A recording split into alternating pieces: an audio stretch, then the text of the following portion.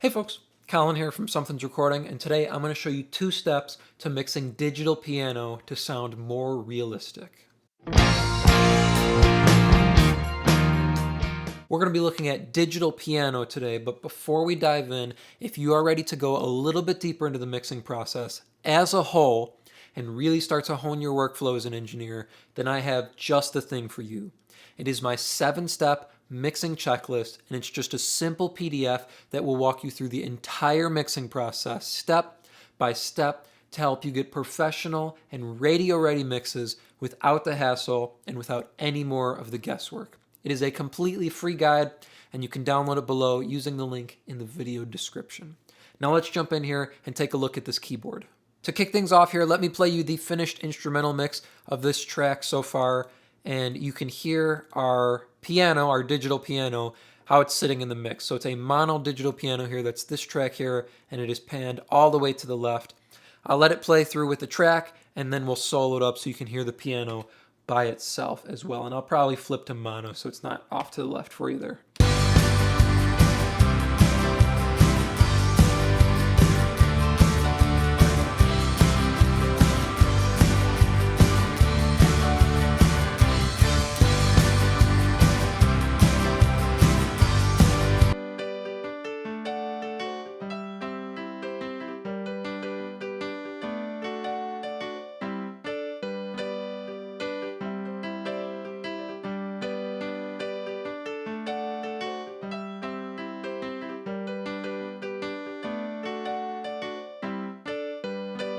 So a nice little honky-tonk part here, kind of sitting through the chorus. It is playing along with the organ. So this player played the organ part and the piano part for this track at the same time. To make a digital piano sound more real, it still has some of that digititis to it, but we're removing quite a bit of it. Let me take off these 2 plugins and you can hear what we started with. So here's our finish, and then I'll take both plugins off and you can hear our starting point here.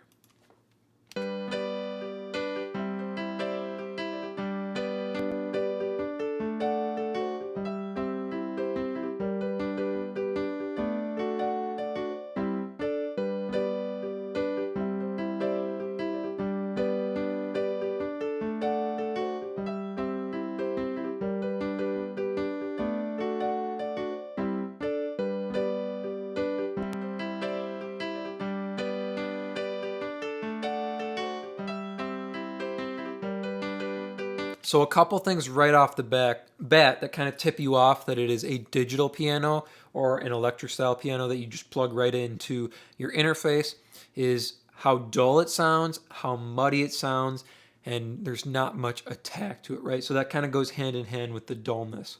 A real live piano, like if you mic up a baby grand or even if you mic an upright, you get a lot of brightness coming off of the strings. That's just how miking up a live piano tends to be. It's like miking up an acoustic guitar, right? You get the brightness from those strings and you get the natural attack that comes off those strings. Here we don't have any of that natural attack. We don't have a lot of brightness. There's not a lot up on the top end, and it's pretty muddy sounding in the low mids. You kind of have that fake digital sounding low and low mid area, which pretty much tips you off that it's a digital piano. So let's start here with our EQ. I will take off our compressor for the moment. We'll get to that in a second. So starting up top here with our EQ, there's a couple moves to take care of the points we already discussed, right? First, it being dull. Those are these boosts up here, right? So we've got a big boost at 8K, about 5 dB, 4.8 dB at 8K, and then we've got another 4.8 dB at 3K. So both of those boosts are pulling up our top end and our high mid area to make sure we can hear that brightness and that we get some of that kind of natural sounding brightness that you would get if you were sitting in a room listening to a live piano, right? You'd hear those strings and that kind of shiny or shimmery sound coming from those strings being in a live room and it being a live piano. The other thing we talked about was how muddy it sounded, right? Usually when you mic up a live piano, if you do it correctly and if the piano is tuned and everything, you don't get that huge build up in the low mid area and you don't get that fake sounding digital low end. It sounds really natural. It sounds really balanced across the board. A nicely tuned live piano, whether it's an upright or a grand piano, baby grand, is very balanced across the board. Here we had a lot here in our low mid area that we needed to cut out. So let me hit play here and I'll A-B some of these boosts and boost them up. You can hear the areas that we're taking care of here.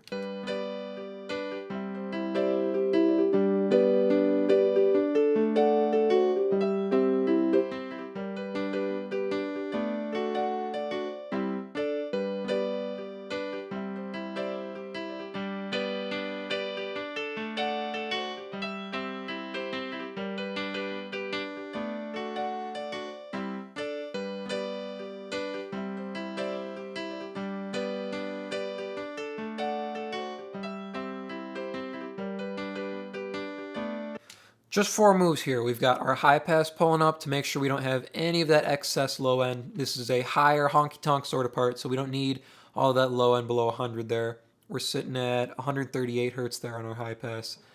Then we're getting rid of all that low mid mud, so that digital fake sounding low mid buildup. We don't need any of that, so we're pulling out about 7 dB, a little over 7 dB, negative 7.2 dB. That's at 356 hertz. Then we've got two boosts up on the top end here. So this one at 3K, this 4.8 dB at 3K, that's giving us our attack element that you get from the strings on a live piano. So the hammer's hitting the strings. This is bringing out that attack element a little bit better. Then up top, we've got this 4.8 dB boost at 8K. That's giving you that nice shimmer and that nice brightness up on the top end that you want from a live piano or a real piano, right? That's here from our EQ. So that's step 1, is pulling in your EQ and rebalancing your frequencies so it sounds more balanced like a real or live piano.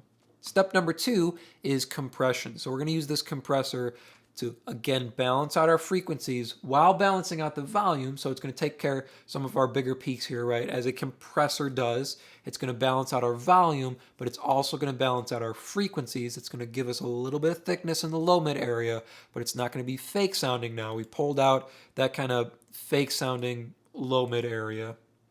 So now we can shape it as a whole with a compressor, get some of that low mid back, but it's also going to react really nicely to these boosts in the top end here, and it's going to accentuate that attack even further to give us a more natural attack from a hammer hitting some strings on a piano. Take a listen here, and I'll A-B this compressor for you here.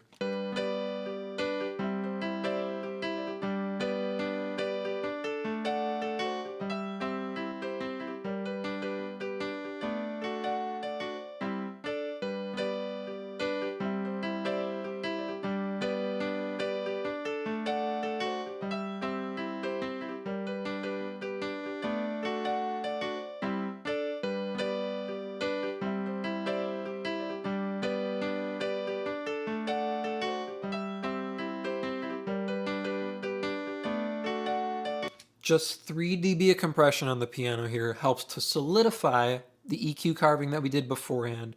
So this kind of EQ or frequency balancing that we did here is exaggerated or helped along by this compressor.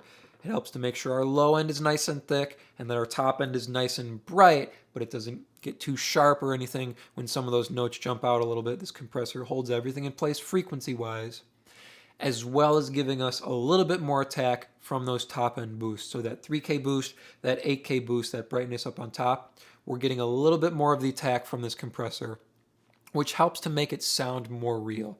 Because if you're sitting in a room listening to a live piano, especially like a big grand piano, right? Those hammers hitting those strings, you get a natural attack and a natural release from the hammers hitting the strings. So making sure your compressor is in time with your piano really helps to get you that natural attack or that natural transient from your digital sounding piano. All we're doing here, we got our attack at 0.54 milliseconds and our release is as fast as possible, so we're not shortening up our sound too much. If we have our release too long, it's going to hold on too long and it's going to make our piano sound really short and really attacky, kind of like, attack style piano.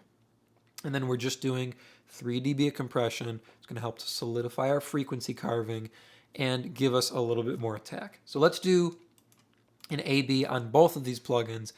By itself, So here, just the piano, and then we'll put it back into the mix and do an A-B one more time. So here's just the piano, then we'll throw it in the mix.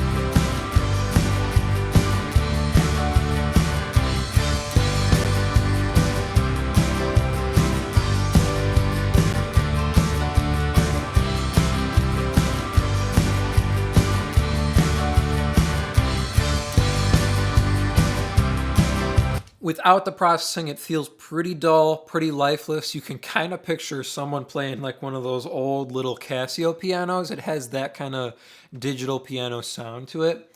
When you kick in the processing, you get that brightness, you get that attack and that thickness from the compressor. You can close your eyes and you can picture someone playing a nice honky-tonk piano, really going to town with the rest of the band here. I hope that was helpful for you. As I mentioned at the beginning of the video, if you are ready to take your mixes to the next level and really start dialing in your workflow as an engineer, then I have just the tool for you, and it is completely free. It is my 7-step mixing checklist, and you can download it below to start creating more professional mixes in less time. Thank you so much for watching today, and I will see you in the next video.